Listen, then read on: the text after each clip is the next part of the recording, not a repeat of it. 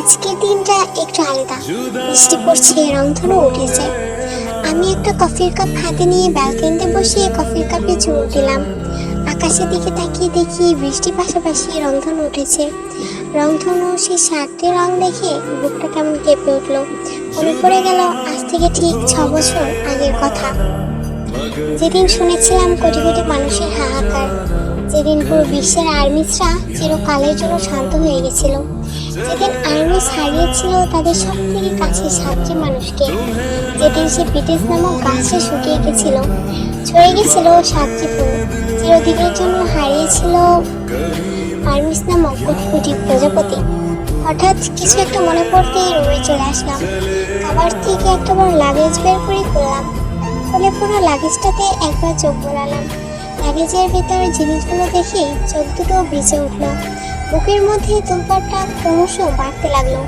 জিনিসগুলো ভালোভাবে পর্যবেক্ষণ করলাম। এই জিনিসগুলো নিয়ে আগে কতই না পাগলামি করতাম, সারাদিন এসব নিয়েই থাকতাম। আজ আমি এতটাই ব্যস্ত যে এই লাগেজটাতে ধুলো জমে আছে। যেখানে লাগেজটা আমি রোজ খুলতাম, সেখানে আজ এতগুলো দিন কেটে গেছে, তবুও খোলা হয়নি। তবুও আম্মু আমার এইসব জিনিসগুলো গুছিয়ে রেখেছেন। আজ আবার এগুলো নিয়ে পাগলামি করতে ইচ্ছে করছে, কিন্তু কাদের জন্য পাগলামি করব?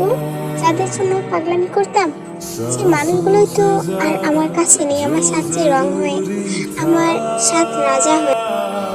আজ তারা পারফেক্ট হাজব্যান্ড, পারফেক্ট ফাদার। আজ প্রতিটি আর্মি তাদের লাইফ নিয়ে ব্যস্ত হয়ে আছে। তবুও আমি বলতে পারি, আর্মিরা যতই ব্যস্ত থাকুক না কেন, যখন ধরতে রাতের অন্ধকার নেমে আসে, তখন যদি কেউ খোঁজ নেয় তাহলে বুঝতে পারি আর্মিরা আজ এতগুলো বছর পরেও তাদের ঠিক আগের মতোই ভালোবাসে। বিদ্বেষ নামক বিচ্ছেদকরণী এই সময়টা পেরিয়েও আজও ভালোবাসে আর্মিরা তাদের 7টি ফুল 7 রাজাকে।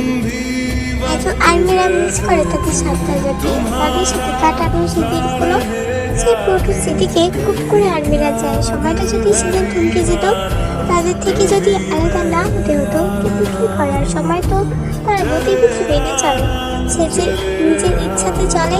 তবুও আমি আজ বলবো, এতগুলো বছর পরে বলবো, বিটিএস আর্মি ফরএভার।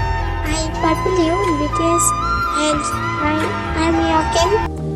हमको तेरे बिना जीना तो सिखा, चले जाना फिर है जाना।